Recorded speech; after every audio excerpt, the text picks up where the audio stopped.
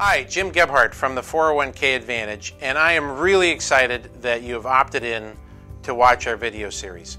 I've got a lot to share, and let's get to it. As a financial advisor since 1996 and a certified financial planner since 2004, I've worked with hundreds of clients over that period, and the biggest emotion that drives us all as investors are two things: fear and greed. And really, what I'm here to teach today and over the series of videos is really not about greed. It's really about fear. Because fear is a paralyzing emotion. Fear is something that just keeps you in a very bad spot. And worry and stress are some of the natural byproducts of fear. And I've seen this with clients time and time and time again. They get to a point where they have so much fear about something, they're not able to move forward. They're not able to get in motion towards anything they want to do. And if you think about some of the common challenges that we all have around fear, and in particular with respect to money, is the concern, will we have enough? And a retirement worry being, will we have enough by the point that we want to get, to retirement, and then will that be enough to get us all the way through to the finish line? So those are very common emotions, and believe me, I understand that. I've been there. I know how you feel about that, and I like to distinguish it between what I call surface fear and secret fear. Surface fear is some of the day-to-day stuff that we're fearful of not being able to do this or that or the other thing. But this is really that deeper fear, that it may wake you up at night. You may have, a moment or two where you really stop and think to yourself, boy, I don't know if we're on track. I don't know if we're going to have enough. I don't know if what we're doing is the right thing to be doing to make sure we're going to be okay. These are very common worries and private thoughts that people have. And I know because I've been there myself. And my story goes back to 2006 when my wife and I were getting ready to embark on a major remodel to a fixer-upper that we'd bought. And we'd gone through all the, architectural processes and all this. But we hit an impasse and we realized that it was going to be too much stress. It was going to be too much financial stress. It was going to be too much emotional stress. I had recently started my own business. We had 3 small children. And we just said, you know what, we're not going to do this. And if you take yourself back to what the economy was like in 2006, latter part of 2006, things were very good. The stock market was great. The real estate market was great. The job market was great. Things were just booming along. We felt as though there was no end in sight to how things could go for us in a positive way. So we bought another house in a wonderful area. We were very excited about it, but you had to do back then a non-contingent offer, and the non-contingent offer meant that we didn't have to sell this house to buy this one. But the real estate market was great, so we really didn't think too much about it, and we just dove right ahead. Latter part of 2006, early into 2007, it's now mid-2007, and we're getting ready to move into the new house, but we still haven't sold the old one. And so there's some stress that's building around the finances on that. And fast forward to February of 2008, we still haven't sold the other house. We've moved into the new house. And my wife surprises me as we're going to bed one night with the unbelievable news that baby number 4 is on the way. You talk about being knocked over. I was just floored. I couldn't believe, with all the challenges that we'd had to have our son, baby number 3, born, that we could have another child. So the joy of that hits you, and at the same time, as a father and a financial advisor, you start to think of, okay, there's a little more financial pressure than there was, and we still have this other house, and it's got a big mortgage and property taxes and all those things. We got to maintain it, and whew, okay, well, we're gonna get through this somehow. I don't know how, and we were really relying on hope, really at my side to figure out how we were going to get through this. So fast forward a little bit more. June of 2008, we finally sell the other house. My wife's pregnancy is going great.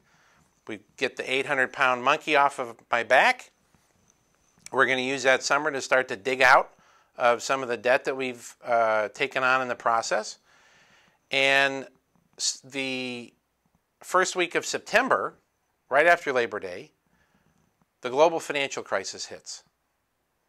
The perfect storm. And personally, for me, the perfect storm, because our baby's due in a matter of days.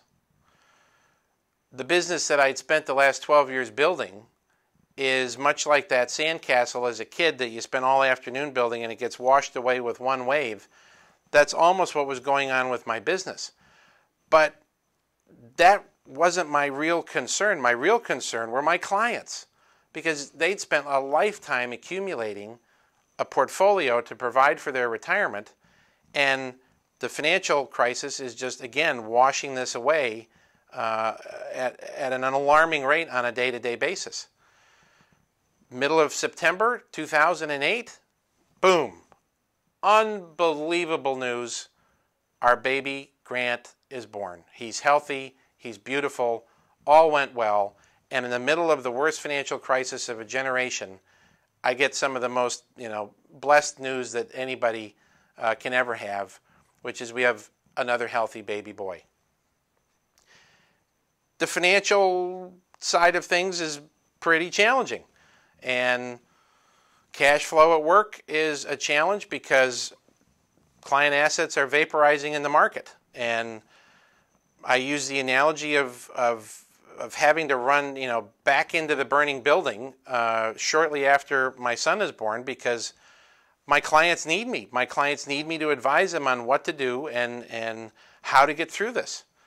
And as all of this goes on for the next few months, the financial pressure is building. It's building for me personally. It's building for my business. It's building for all of my clients. And the worry and the fear and the stress just keeps mounting, and it's building until the bottom of the market finally hits in March of 2009. And I say to myself, I've got to make a vow. I've got to make a vow to myself and to my clients that I can't let this happen again. And what I mean by that is that I've got to have new strategies and new techniques to be able to manage money, manage portfolios, manage risk and fear in a different way. And I needed the courage to be able to do that. Because all through that period, I had never had so much debt in my life. I had never had so much stress in my life, all from a financial perspective. Fortunately, I was in good health. My family was in good health. I certainly put on weight during that period. I know that wasn't good. There were times that our marriage was under pressure because of the financial consequences of all this. And I share this story with you because you probably can relate to it. You can relate to it in your own way, whether directly or with a family member or a colleague that has gone through what so many of us have gone through since the great financial crisis of 2008. Whether it's been the loss of a job, whether it's been the loss of a house. I mean, really, at the end of the day, in our situation, we got lucky. We got lucky that we were able to sell that other house. We were lucky that there was a bottom to the financial crisis in March of 2009.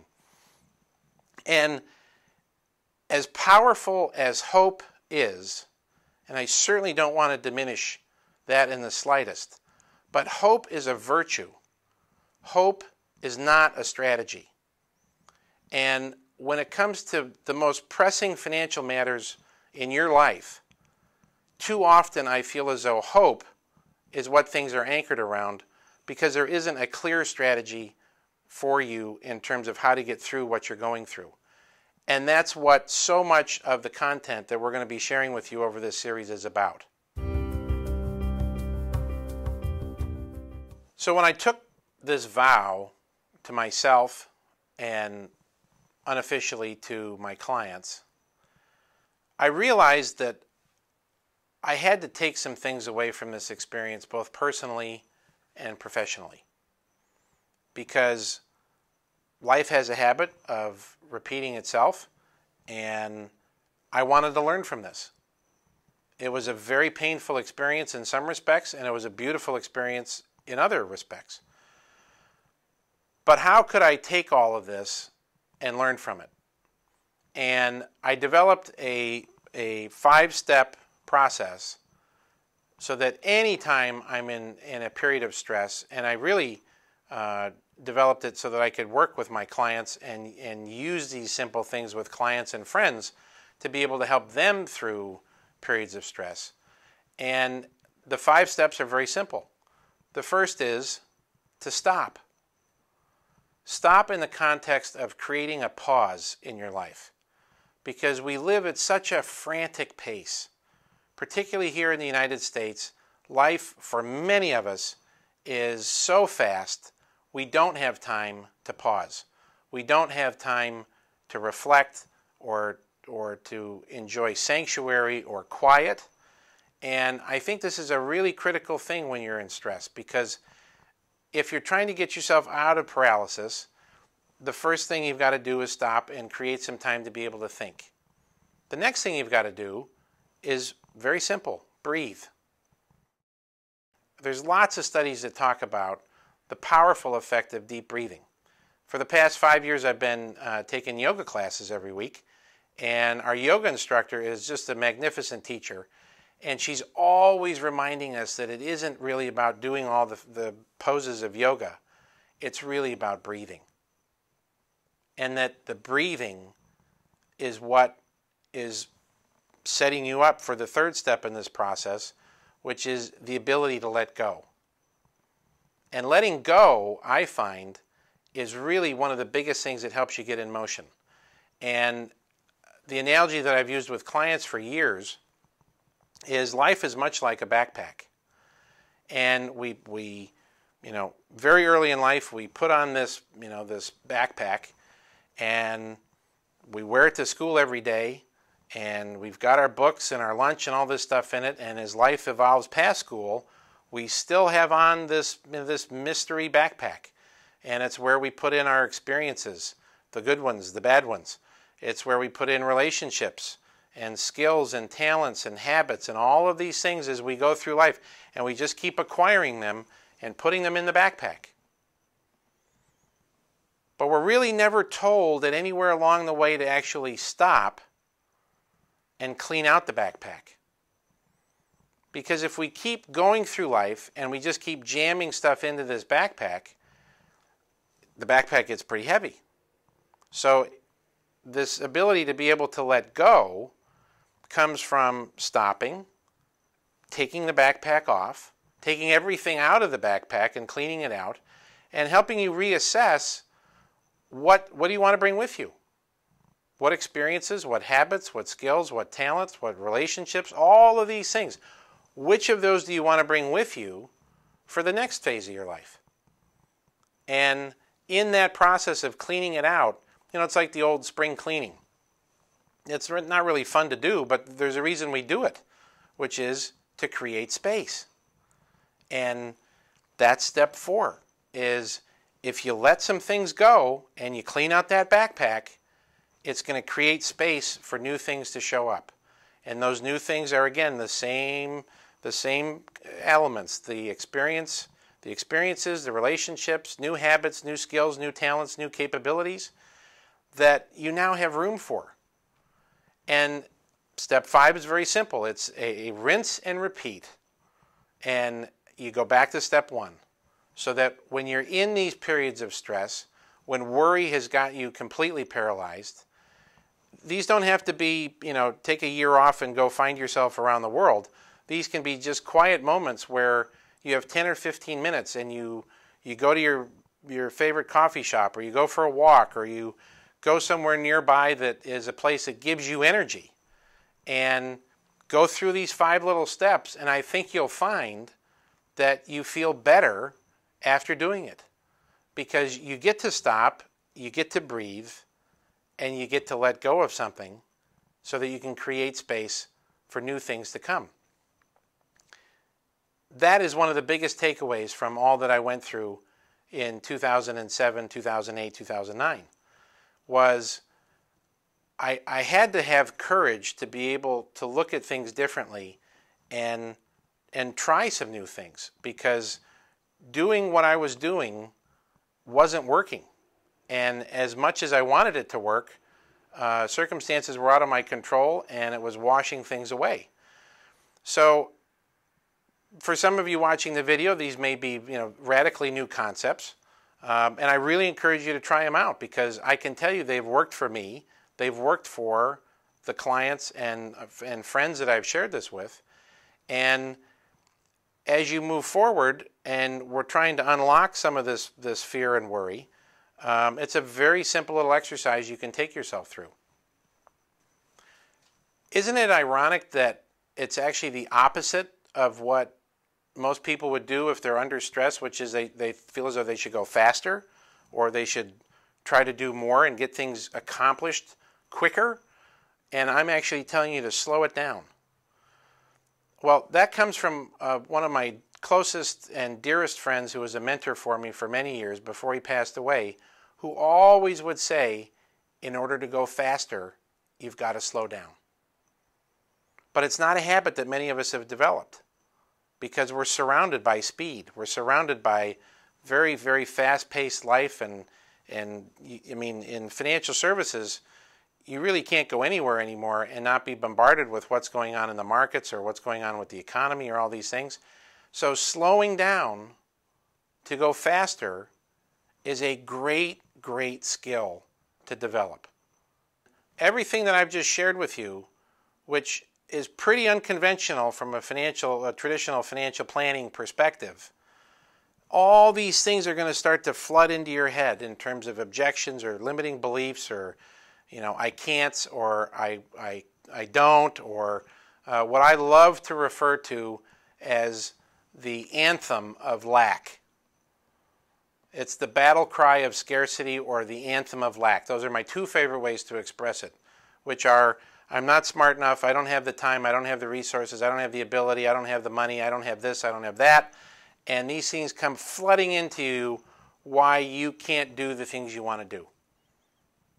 And it's going to keep you paralyzed.